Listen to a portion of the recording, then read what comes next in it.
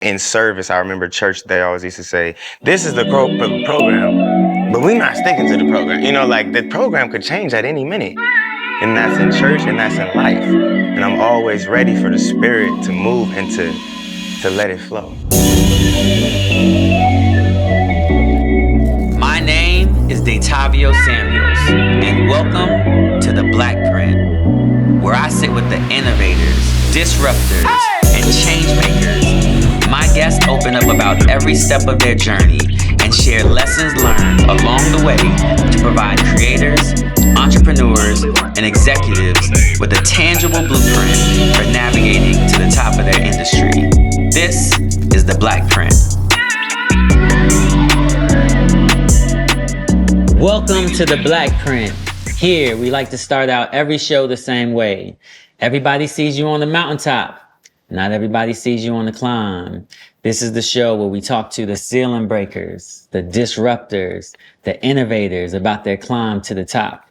And today I'm so happy and privileged to have my man Eric Bellinger here sitting next to me. You guys know I don't do any intros. We believe that everybody should control their own narrative. So King, in order to get us started, tell the people who you are. Yes, sir. What's going on? I'm Eric Bellinger, singer, songwriter, husband, father, son, man of God from Los Angeles, California. CEO, you know what I'm saying? You got a lot of different things we could say, but let's end it with blessed individual. Hey, love that. Blessed is always a good place to be, man. Yes, sir. And let me tell you that I'm honored to have you here because I would honestly say that you are probably one of my favorite artists, one of my favorite writers. Thank you. Never heard an album that you dropped that I didn't love every single song on it. I now know your sound, so then when it shows up in other artists that you're writing, I'm like, I know Eric. It's a little off the elbow. Salt Bay. So I love that, and I love that you're here, man. So thank you. Let's take it all the way back to the beginning. So where are you originally from? And let's talk about what upbringing was like. Let's talk about what home was like for Eric as a child. Yes. So, man, Eric Bellinger, born in Long Beach, California. And, man, I grew up in Compton, went to church, you know, grew up in church since I was a baby, singing in church, and went to school outside. I was commuting 30 minutes every day, you know, to and from. And I think that kind of shaped me to have the best of both worlds on my shoulders. Mm-hmm. Talk to me about two things. One, why did you go to school 30 minutes away? Yeah. And then two, help me understand what it means that you were experiencing the best of both worlds. Yeah, so I lived in, you would say, more of a hood area. Yeah, you said Compton. You know, but I went to school in Santa Fe Springs. Palm trees everywhere, you know, so I would understand the street politics of, you know, walking down Rosecrans and Bullis, but also the freedom and the safety, you know, on Orange Day, you know, and Roasting Avenue. And it's just such a blessed place to be, you know what I mean? Because I'm able to be a chameleon in the boardrooms as well, whether it's we talking golf, whether we talking basketball, you know, I'm able to adapt and, you know, carry myself properly. Yeah. One of the things I love on this show, often when you talk to people like yourself, there's a reframing that they do. So a lot of times you may hear people say, I grew up in Compton and it was the worst and da-da-da-da-da.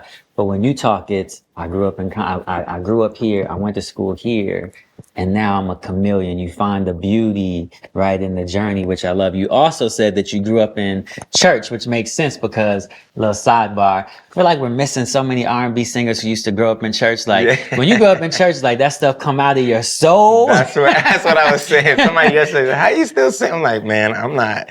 It's rooted. The foundation of my singing is through spirit.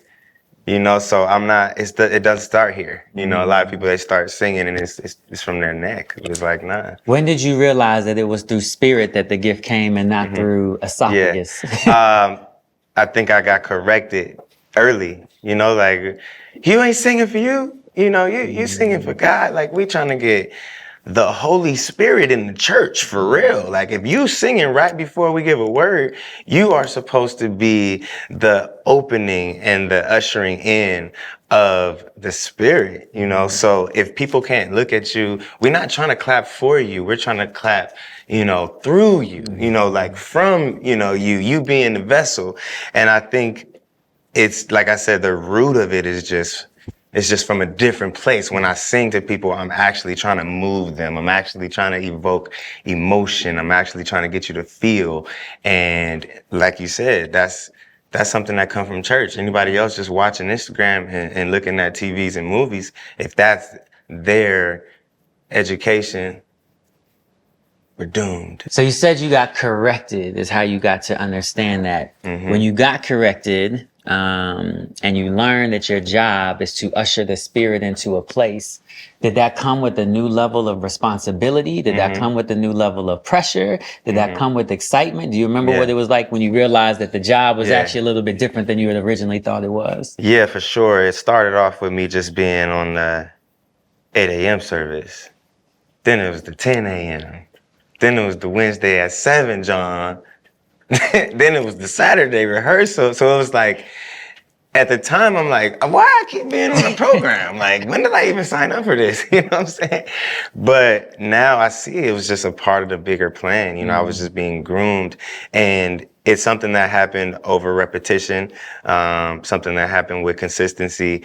And now it's second nature. You know, when it's time to sing, I'm not singing like, la, la, la, la, la. I'm really, you know, it's like, oh, you're going to feel it, you know, from the jump, right out the gate. All right, so I'm going to ask you a different question, but maybe a little bit similar, which is, I heard you say that you feel like you are a vessel for God. Yeah. I feel the same way. Like in all the work that I do, I believe that I'm on mission, that I'm on an assignment, that I'm activating my life on purpose. What does it feel? And sometimes that can feel heavy to me. You know what I mean? But it also feels like the most beautiful gift in the world, that God would think so highly of me that he would use me to do his work. Right? When you think about Eric as a vessel, how do you process it through your lens?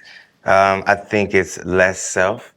You know, I think once you realize that, Lord, let your will be done, you know, and that's your truth. And you really live that, you know what I mean? It's easy. Like they say, it's yoke is easy. My nickname is easy. I don't think, you know, I think I have a strong discernment to where I can say, is this God? You know, like even coming here, it was like, oh, can we do it? Yes, we can. Like, I'm not going to question it. Like, even if it's never a complaint. Like how you said, we find the beauty. Like, I'm optimistic. The glass is half full rather than half empty. So I'm always knowing that this is what it's supposed to be. Or if it's doesn't have the right energy, doesn't have the right frequency, but it's really, you know, if it's me singing, then I'm following it. Like in service, I remember church, they always used to say, this is the program, but we're not sticking to the program. You know, like the program could change at any minute. And that's in church and that's in life. And I'm always ready for the Spirit to move and to let it flow. I love that. In that, it sounds a lot like what I hear is surrender. Right. And from my own personal journey, I felt like in my life, I was always trying to be in control. And so you try to control more and more and more and more. And then what I feel like I've discovered is at the top of control is surrender. Like you realize that you're actually really not in control of much, right? Like I believe in controlling my controllables, but so much of it is the world, so much of it is God, so much is so anyways, I've gotten to this place of surrender. When I hear you talk, I hear surrender. Do you believe, like how important is surrender in your life and in the work that you do? That's the only way God can really bless you. Like when you try to, like you said, be in control and like, this is what I want to do. Like I could be doing everything right, at least to my power. Something will still go wrong. Somebody else could kick a glass and then this red punch on the thing. But I was on point all day. I woke up, I put my alarm clock, I brushed my teeth, the shoes was matching, everything to fit. We still got red punch on the carpet. You know what I mean? So I had to understand that, yeah, it's not in my control, but the things that are in my control, I'll handle. But if something isn't, I'm so good to let go. I'm so good to be like, oh, okay, well, that's what happened. Like, that was supposed to happen. God don't make mistakes, you know, like, you hear it, but I live by it, for real. Like, whatever it is, we gonna pivot. And, you know, I think it's, like you said, it is a blessing, you know, to look at life in that way. You know, it's truly just perspective. So you grow up singing in the church. You're experiencing two sides of life that allows you to be a chameleon. Yeah. When does the music in the way that we know you, Yeah. musician, writer, singer, when does that start to become a thing? I would say just after high school. Okay. I was always thinking I was gonna play football. I ended up getting hurt.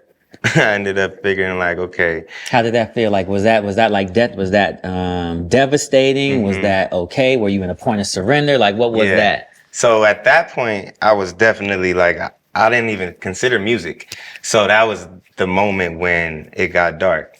You know, that was the time when I'm like, okay, my knee, I can't perform the same way no more. You know, like, and I was banking on it. So I literally just went on an audition and I got asked to be a part of a singing group and got signed to Max Goose at Epic Records. Oh, Max. I know my man Max. Yeah, Max, shout out Max. And, you know, at that point, it was like, okay, cool. I don't got to get hit. I can just start making hits. You know? It's better for my body. It's better for everything. A lot more longevity. I wasn't really getting no taller. I was stuck at 5'6", 5'7". It was weird. So, you know, I just, like I said, I just followed it. You know, I went on an audition, literally the first one. I didn't appreciate what a record deal was, you know, to anybody out there working for a deal and grinding it out. Like, I just got handed a deal. Boom. Now you guys are touring, opening up for Ashanti. You know, we're in the studio. Like, it was a wrap. How do you get from that dark place to all of a sudden getting what so many people want, which is a music deal, right? Like, how did you navigate out of that dark place?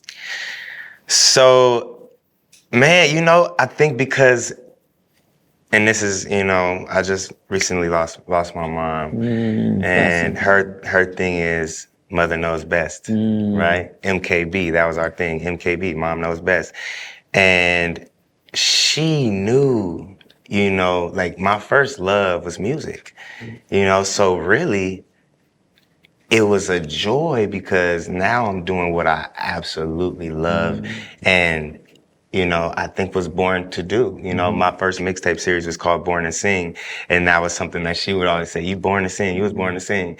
So for me now to look back on it is like, man, I've been training for my actual position.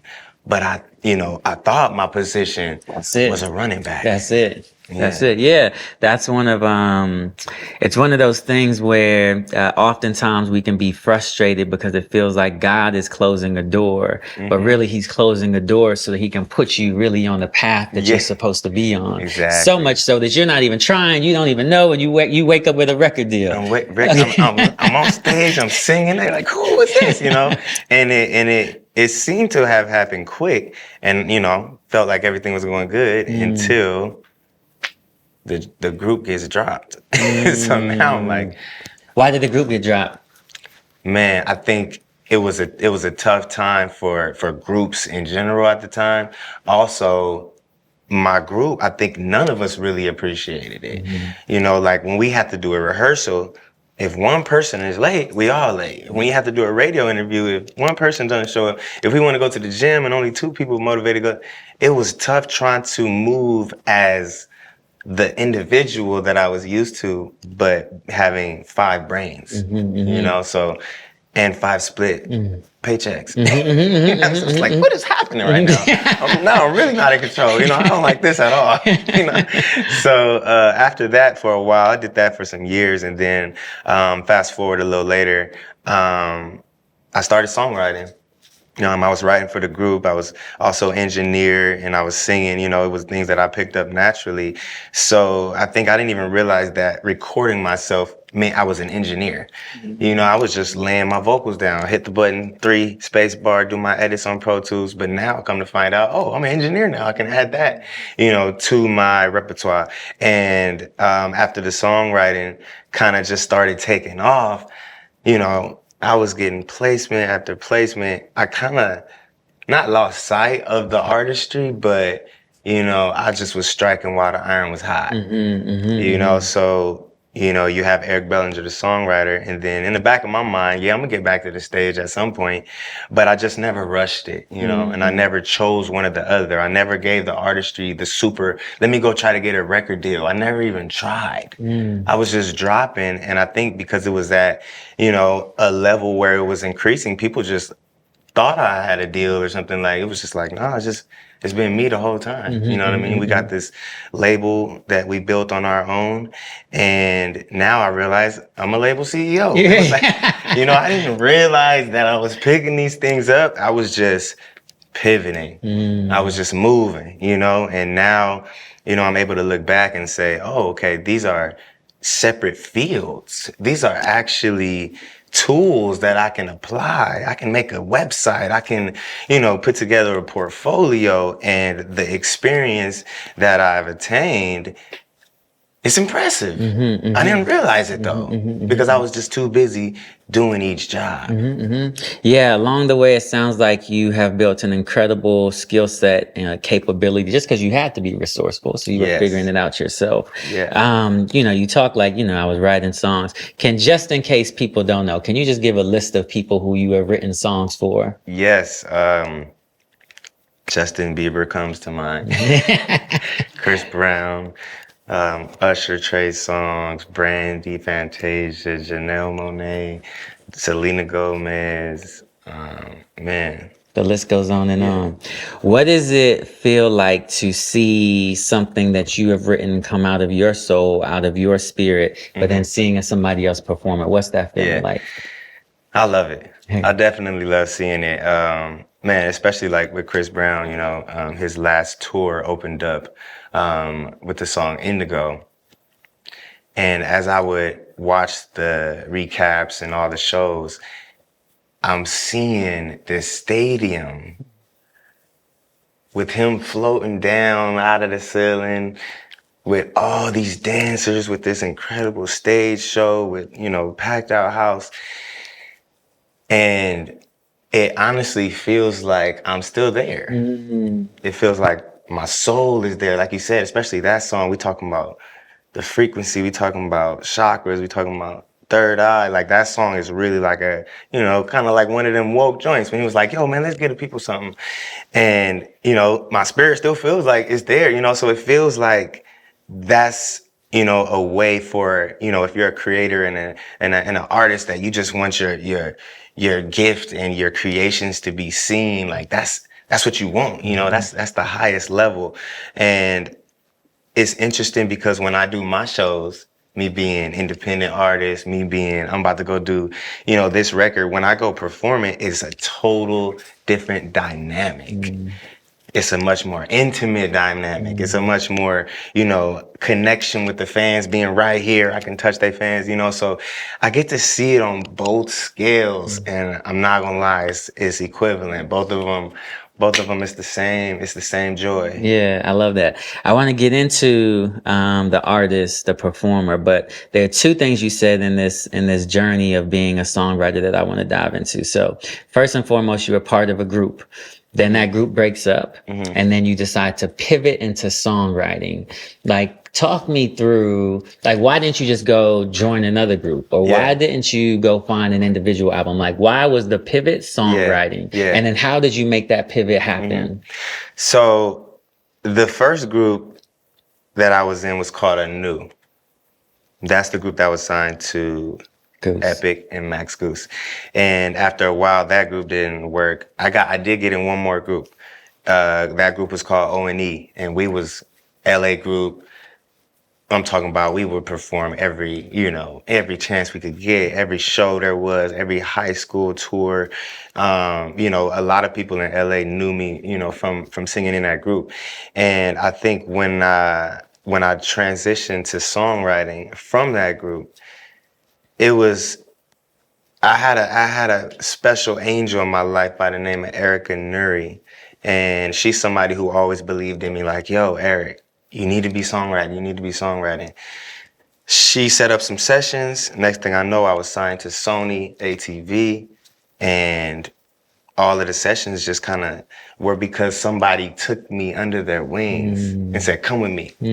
Let's go to this session with Rodney Jerkins. Let's go to this session with, Chris Brown or whoever it may be. And I really think that, it's about who you know and that plays a strong part. So, I had her to coach me and to guide me and to teach me format from verse to B section to chorus to post to second verse to bridge, and all these different things when it comes to the educational standpoint of songwriting. And then I mixed that with growing up in Compton. Now I got I used to freestyle rap. So now I got the freestyle rap mixed with singing in church since I was 3 years old. So now you got a little bit of this in the pot, the rapper, from the hood. Then you got the singer from church. And then you got the educated, songwriter when it comes to structure wise from a R&B pop genius songwriter, also signed to Evan Bogart and DQ. They really taught me how to write pop songs. So, but I grew up loving Jagged Edge and Usher and Lauryn Hill. And now, the R&B of my, student of the game, it comes from, that's who I listen to. So that's all I know, the R&B. And as well as singing and, growing up and listening to Kim Burrell, listening to Fred Hammond and Karen, all these people, that's the only thing moms would let me listen to because her dad, was also in the music business and we grew up in church and, it was like I said, mother knows best, so I have the R&B, then you got the rap. Then you got the educational standpoint. Then you got this singing in church. And it's all of these different, worlds that I'm able to combine and make this gumbo essentially of this unique person who has embraced his uniqueness. Like, this is me. I don't want to be like nobody else. Yeah. I like going to the thrift store. Yeah. I like going to pick up something. Nobody's going to have this. Everybody got that shirt, bro. I don't want that shirt. Get it away. It's nice, though. It's silk. That's nice. What did they use? What type of pop, art is this, on the DTG of the garment, but I don't want to I don't want to look like nobody. I don't want to dress like nobody. I don't want to sound like nobody. When everybody come to me like, yo, we need a song that sounds like Rihanna, We Found Love, I'd be like, why? Not Rihanna. And she already did that song. Let's be innovative. Let's, pioneer. Like, let's do things no one's done. But I think that's the more risky route. It's the longer route, but it's also the stronger route. There's like three beautiful gems for me in all of that. One is this notion that I believe that everybody needs mentors and sponsors, right? So mentors are the coaches, sponsors are the people that put you in the room. It sounds like you have one person who both put you in the room and coached you about how to be in the room, right? So you had a mentor and a sponsor in one. The other one is one of my favorite books is a book called Still Like an Artist. Have you ever read that? Oh, yeah. By Austin Klein. He talks about your family tree, right? So he talks about you have to study your greats, study your favorites. And when they process through who you are, it becomes its own unique sound or its own unique thing, right? Which is the last thing that you said, which I just wish more and more and more we would be having these conversations, which is that the world is often trying to push us to conform one way. And what I realized in my older age is that where we are magic, where we are genius is where we lean into our individuality, our own uniqueness, right? So I'm listening to you talk about I'm living this world where I'm in my own uniqueness and this is where it's all working. So I love all of that. You started writing and you were, you said you could have gotten back into artistry, et cetera, but it was you wanted to strike while the fire was hot. And there is an idea or a strategy about momentum. It feels like you had a certain sort of momentum and you didn't want to let it go. Can you just walk me through that thought process? Why were you no, I got to stay focused right here, right now? Yeah, definitely. So while having my original passion, of course, to be on stage, I would get calls, hey, we want you to come and work with this person for weeks at a time, rather than just, a session, like lock-ins. It was a lot of flyouts. It was a lot of, things that it wouldn't enable me to work, for real. So, I remember just saying, you know what, I'm here. Like, let's do it. Like, I can be right here with Beyonce for another month. I'll just chill, or whether Usher or whoever it may be, like, it's always time, because when you really are working on a project with somebody, it's a lock in. There's one thing to send an email and, here goes some beats that I've been working on from Switzerland. But when you right there with the artist, and when you connecting, when you go to sleep and you wake up and you still on their time, I was in a mode of service, and I just accepted it. And I think that's why, it took off, because I was more so, an asset to have in the room, rather than me being in there like, so, this is all good, but I'm working on my album too. You know what I mean? Like, if I had to live with that, I wouldn't have the relationships that I have. Just is what it is. Like, people need you around, instead of you being the one, that's lucky to be there. You made yourself an asset. I love that. Okay, so let's talk about the musician. I know you just dropped an album. You want to talk to me about this album? Yes. And like, what does this album mean to you in the context and the portfolio of all the other albums that you've already put out? Yeah, so this is the Rebirth 3, just released it, and this is a 10-year anniversary of my original Rebirth album. This is the biggest, I would say, point of discovery for me with my fans. I Don't Want Her was my breakout single, and that was all off the Rebirth album 10 years ago in 2014. And to be doing it independent then, and to still be doing it independent now, I get to see a different result. When you're independent and you release music and you don't have any fans, it doesn't mean much. But when you've gained a following and a fan base and you release independently, it means so much more to the streams, to the royalties, to the syncs, and I think the journey of it all, it just makes it so much sweeter. What's the difference between the artist today and the artist 10 years ago? Besides the following, besides the fan base, what's the difference in the music that you make? Oh man, progression, I think knowing the climate and making the style of music that I do, it was always R&B. It was always, I'm ignoring, what people say is popular, because I always believe that the best song is pop. Whether it's rap, whether it's country, whether it's, pop isn't a genre, it's a root word of popular, so it's still the same R&B, but I'm saying things that we all say in ways that they haven't been said. You can't reinvent the wheel too much when it comes to I love you, when it comes to I hate you, I don't want to be with you, let's break up, but when it comes to being risky with the sounds and being progressive with, the different sonics and the music, it's like, it don't sound like nothing. That's the thing that we want to do. Like everybody can make a song that sounds just like that. People always say, oh, this sounds just like that. This sounds just like that. But if you making music that people can say, that's Eric Bellinger. Now you have a sound, and now you have a career, and now you have continuance. Without question, in my opinion, you have, like I said in the beginning, a definitive sound. I can hear it. I know it. I'm like, that's Eric Bellinger. I love your work. My last question is, do you do this alone? Like, is there family? What is your support? What does home look like?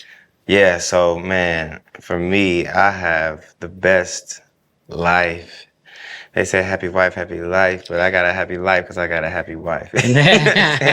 And I'm just like, man, I got the backbone. You know, I really have someone that makes me feel and has always made me feel like I don't need to be thirsty. Mm-hmm. I don't need the validation or the gratification from man. You know, like having a queen for real is just everything, because you don't seek outside validation. Mm-hmm. You know, so now I have the support system. I have a village, a praying family of supporters. You know, since I was young, my whole family, we grew up in church, a praying family. I have friends around me, man, that have turned business partners, you know what I mean, that have just learned along the way with me.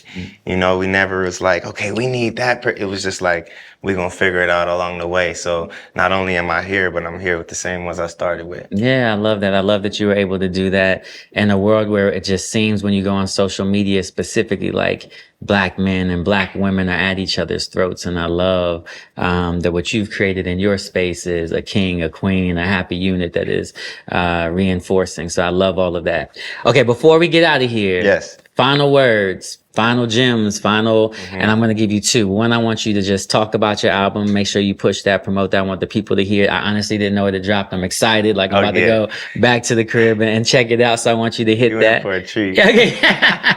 So I want you to hit the music thing. And then I'm going to ask you any final words that you just want to leave the audience with before we get out of here. Okay, cool. So the Rebirth 3, once again, make sure y'all check that out. It's available everywhere. And I truly feel like it's my best work yet. So this is album number 39. Album number 39. Album incredible. Number 39. And man, just listen, that is 24 songs. You got the double disc. The first half is the party. The second half, it's the bedroom. All right. Simply you can put. have it however you want it. Simply put. Whatever vibe. Exactly. You can start at number 13 or you can start at number 1. But, you know, it's a dirty dozen on both sides. 39 albums is impressive. For you to be saying this is the best work of all of it is crazy. Yeah. I also know that you got, you know, Eric never comes alone. So you brought some great people with you. What type of features can I expect when I go home and listen? Definitely. You got my brother Neo on there. You got Queen Naija, 7th Streeter, Mozzie, Tone Stith. You got Zay Friends. Man, it's so much just people that I'm a fan of. You got K-Camp on there. And, you know, when you hear each song, you'll see why I chose them. It ain't just like, oh, let's get them on there. It's like, oh yeah, this fits their vibe. You know, so, you know, you got a musical marriage there. But yeah, I'm excited for the people to check it out. Yeah, me too. Please go check out this album. My brother here, in my opinion, is like a true, real artist. Even when you just kind of talk about, like, I match people up with their sound. Yeah. I'm so excited to hear it. So that I can rush and go out and listen. Yes. Can you please close us out? Any final words, any final thoughts before we get out of here? Yes. Listen, ladies and gentlemen, what I need everybody to do is find your why. Why are you here? Why does God still have you breathing? Why does he feel it was necessary to wake you up this morning? Because once you know your why, you know your how, you know what you have to do, you know where you need to go. Once you know your why, and it's as simple as that, but you also have to be willing to put the time in to get there. I will say you can do it. We can all do it. Whatever you want to do, whatever you want to put your mind to, you can do. Whether that's being ahead on your TV shows, on on your streaming preference, or being ahead in your new business idea, that new deck that you wanted to put together. Whatever you want to do and whatever you make the time for, you will do. King, CEO, that's right, artist, writer, man of God, come on, husband, all of it. Thank you for blessing us with your time on the Blackprint. It's been such an honor to have you here and to connect with you in a lot of ways, but I'm also just going to say personally, even in faith. So I look forward to continuing our conversations. I wish you the best on this album. I'm going to make sure it pops with everybody that I know. Thank you for being here, Appreciate King. That. Much love. Love. Eric Bellinger, phenomenal writer, phenomenal artist, performer. Such a blessing to have him on the Blackprint today. As I reflect on our conversation, one of the things that I love was this notion of surrender. He speaks about the importance of, like, he's gotten to the point where he knows that he has to control his controllables, control those things that are absolutely in his power, and then he leaves the rest to God. You know, in my world, there's always three things in any situations: those things we can control, those things we can influence, and those things completely out of our control. And I think recognizing in every situation which things are really yours to control, which things are yours to influence, and then surrendering and giving the rest to God or whatever it is that you believe in. The other thing he talked about as he closed out his interview was, like, you have to know your why. You have to know why you are here.